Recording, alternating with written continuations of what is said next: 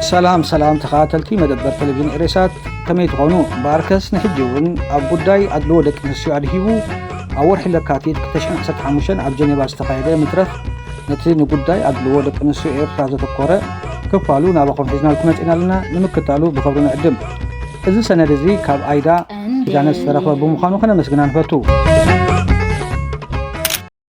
Good afternoon, everyone. To continue from the last session, and what we have done to increase the number of teachers, to increase the number of the female teachers, there are programs that enforce girls to join the teachers training institutions by lowering the entrance grade and giving special courses on job training programs. And we give also a summer courses program. We motivate best teachers by providing awards to model other female to join the teaching force and committed to dedicate on their work or to shape and bring the young children in schools. So many things have been done to attract female teachers to join the teaching forces. There are programs also,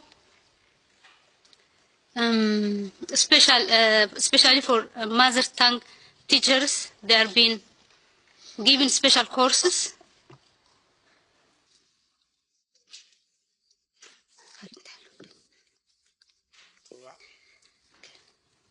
We encourage teachers, those who do best in their work, for others to be role models to join the teaching force. So there are programs, a lot of have been done to attract female teachers to join the teaching profession. All right, thank you. Just add some few points on those questions on expenditure, on health facilities expenditure in Eritrea. There was, I think, a concern. We do not have the exact data, and we will try to provide the data from the book we have. But the expenditure, as you said, is 42%, 4.2%, which is below the region. I think in Eritrea, health services are provided by heavy subsidy of the government of Eritrea, and they are still, you can have medical treatment even without paying a single coin. If you prove from the village and from the administrators that you do not have the ability to pay for your medical treatment. So I think either there should be a misrepresentation of facts, or there should be some kind of discrepancy with our data. But the reality in Eritrea is not like what could be reflected from this point. We have the ADHS, and we will try to share it with you, Madam Schools, for that matter, of 2010. But the reality in Eritrea for medical treatment is by far better than those in our neighboring countries. On the issue of nutrition, the policy of the government of Eritrea has been to rely on yourself and to encourage work and not to depend on aid. This is the policy that we try to advance.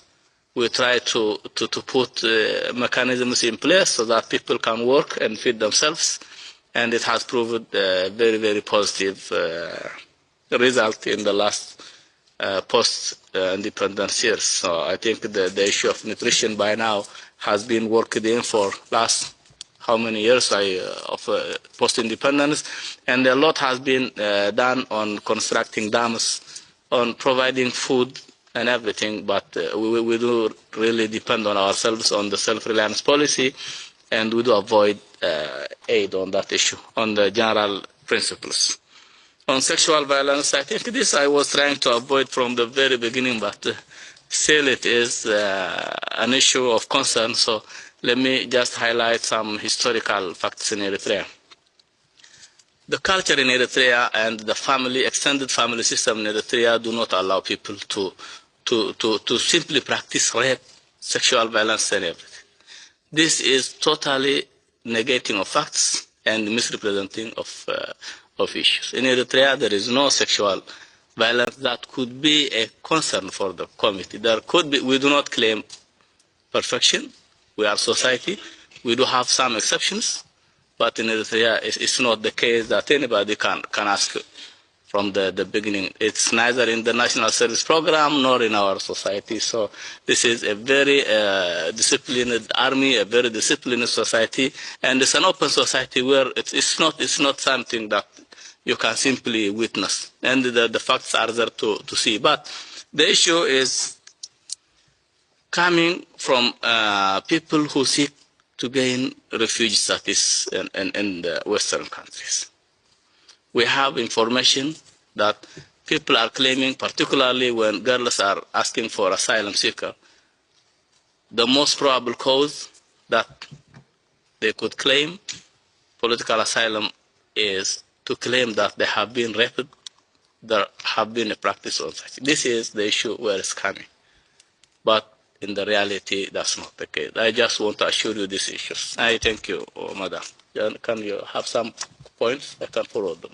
Thank you. I might add a few points on in relation to the illiteracy, high level of illiteracy in Eritrea, but in the report it was enshrined that most of the participants in adult education are women more than men.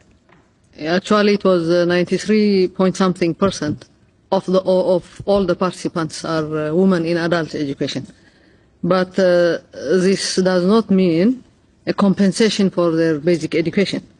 Who are the members of adult education? Who are the participatory of adult education? If you ask us, they are all mothers who have missed the opportunity of going to school while at their age of primary school age.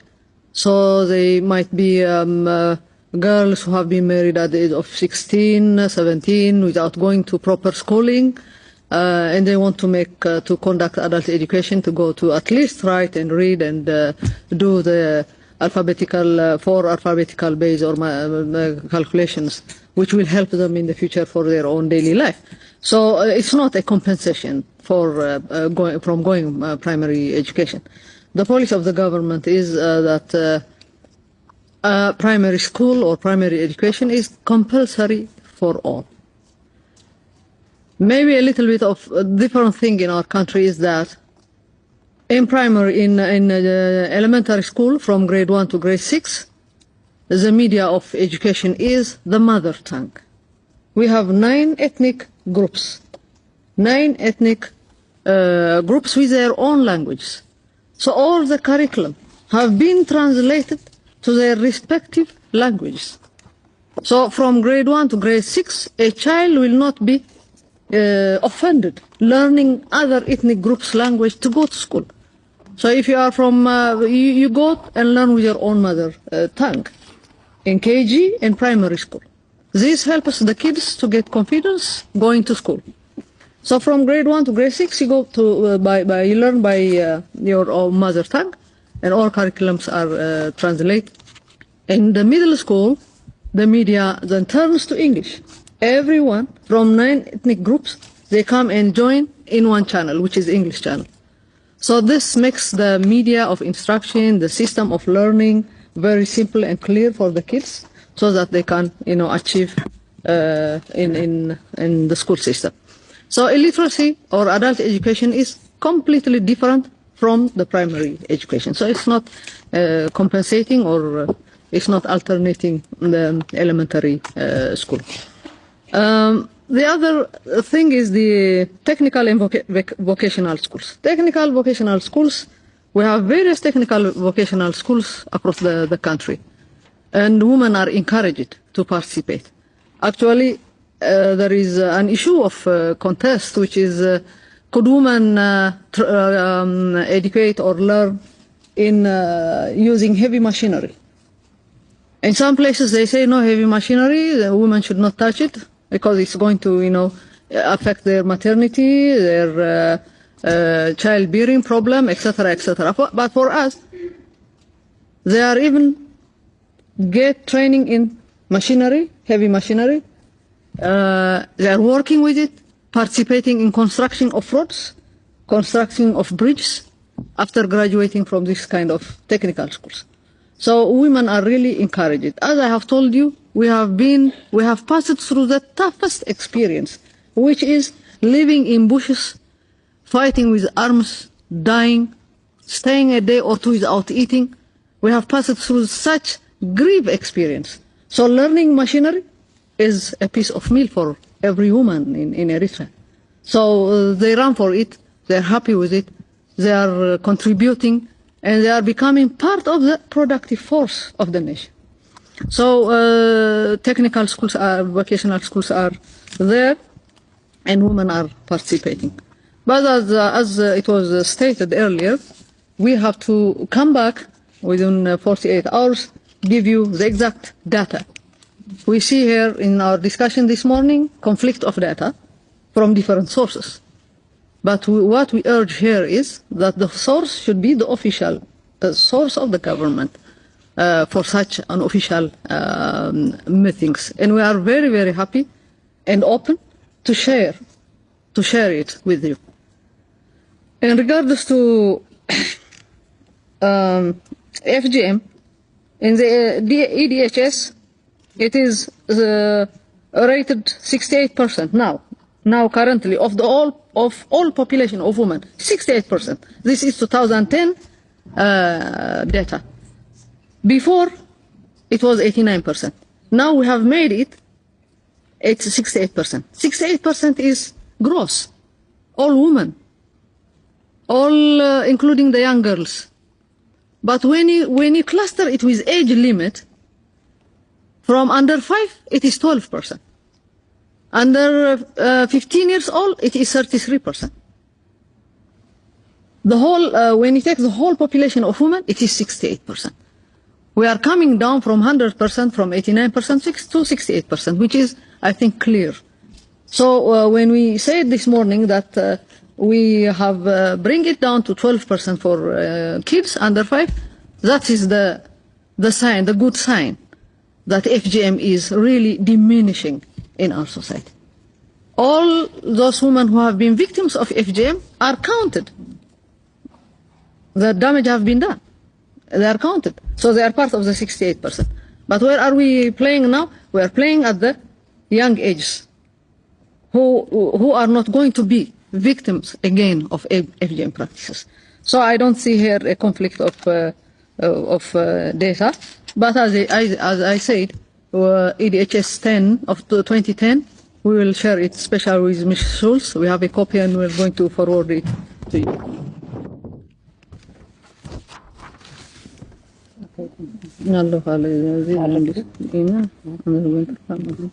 It's okay. Yeah.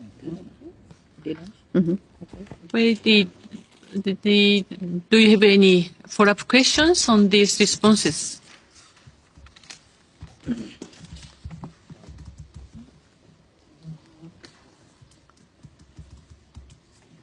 Madam Schulz, you have the floor. Thank you very much for the explanations given.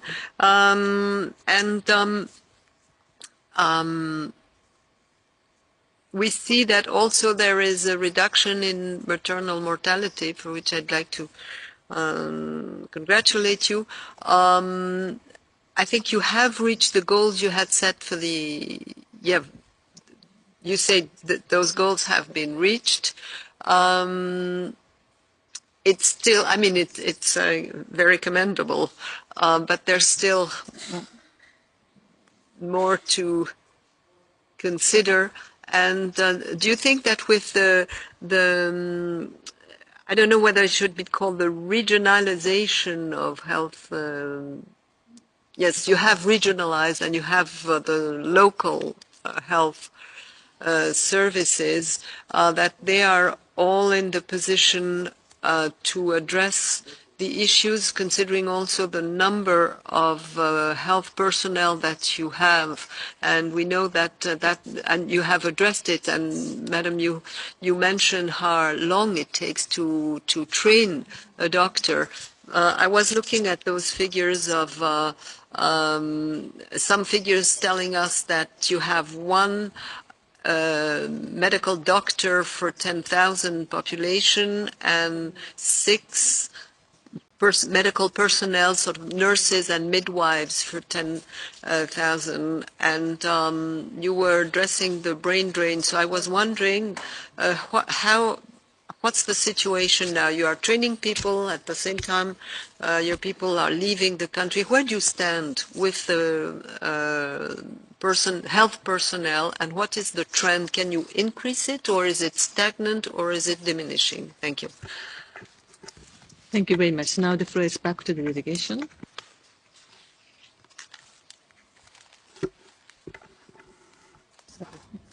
Yeah, that's the ratio of. Yeah, it takes ages to have a medical doctor, a medical graduate, as we have said this morning. And 1 to 10 doctors, 1 for 10,000 or 1 for 22,000 nurses. These figures could be verified. We don't want to talk about it. We have to be sure. But it's true. Eritrea is a new nation, not even 23 years old nation. So producing doctors, as we said, is a tough job. We produce. Some of them will live. Not everybody is living. This is also to be underlined. We produce, and as if everybody is going out, so we produce this way, and from the other window, everybody is going out. It's not like that. People might go, people might leave, but there are a lot of young doctors and nurses, midwives, dressers in the country working and serving for their nation. So we don't have to give up. No, never kneel down is our motto. We never kneel down. We just proceed, fight, until we get our motto, until we get our goal done. So we'll continue teaching. Whether they go to Swiss, they go to America, they go to Europe, they will remain Eritreans. And we know from wherever they are also supporting the Eritrean cause and have their own input in the country. They live, but they are Eritreans. They are still Eritreans. They are still our resource, which we can dwell on even at a later stage. So we'll continue striving. That's the only thing we can say. We will produce. Some of them will live. Some of them will go, and we will continue doing that until we reach our goals. So there will always be a shortage as long as all these causes that we were raising this morning are in place. If there is war and conflict, there will still be a problem. If there is sanction, there will still be a problem. If there is there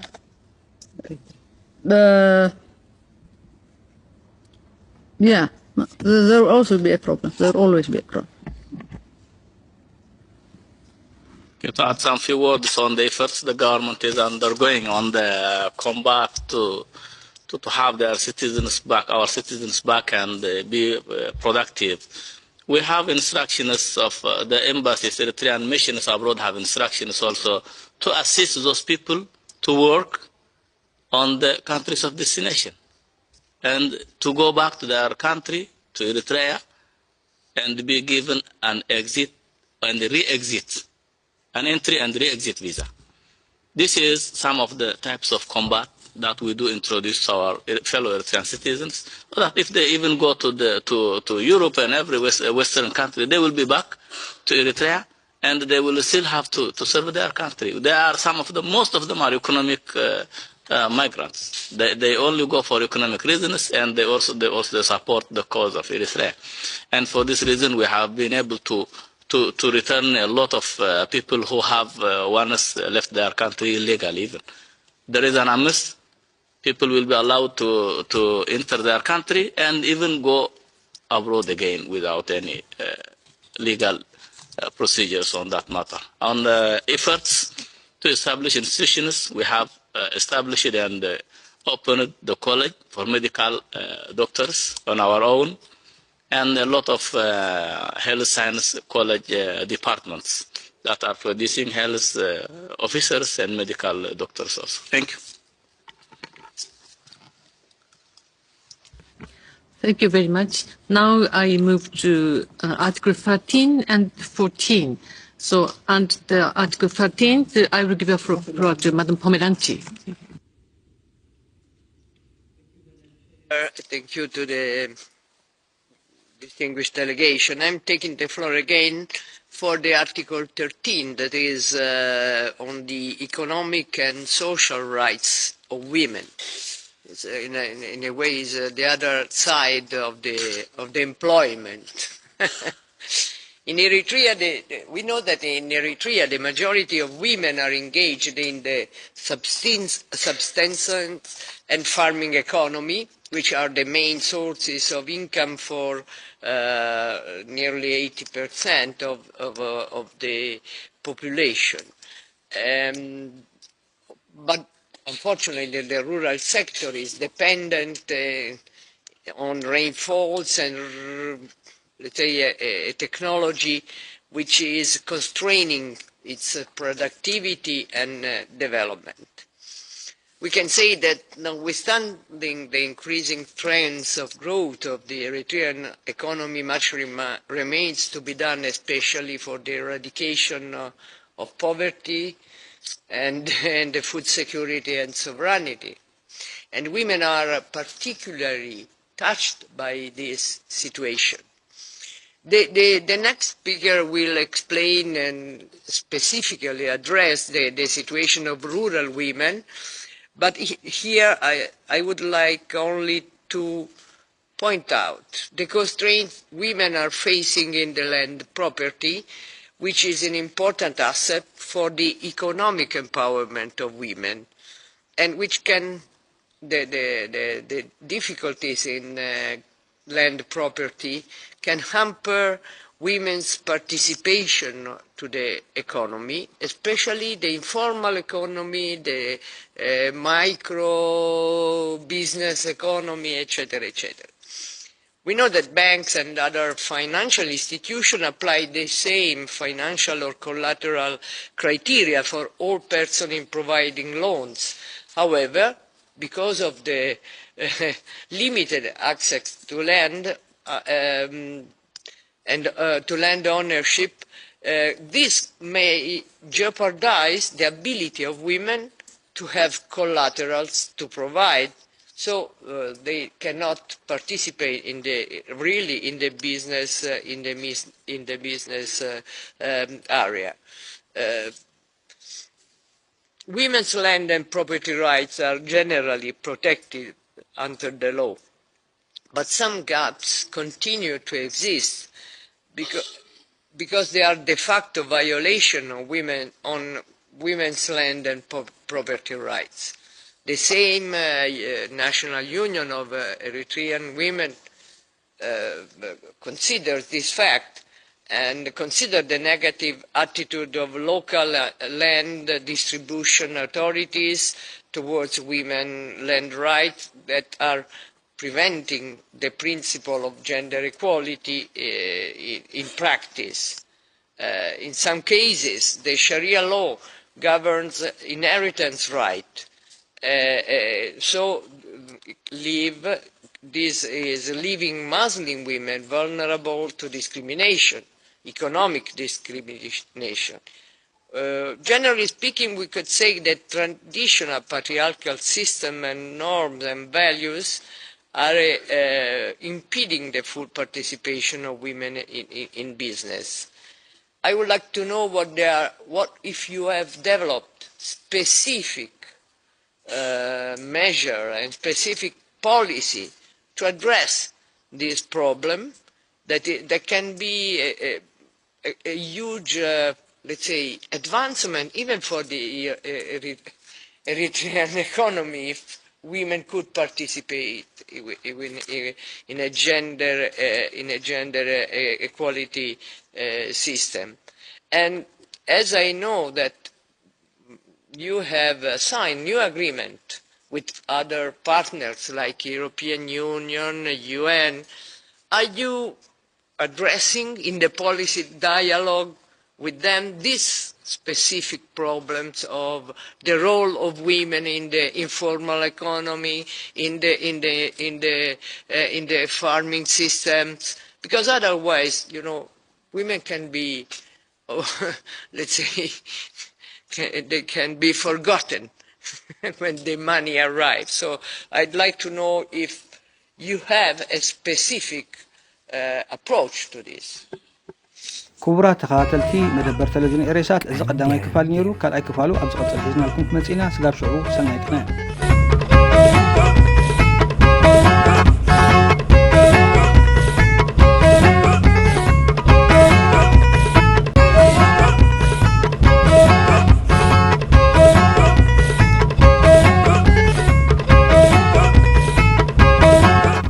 Candele.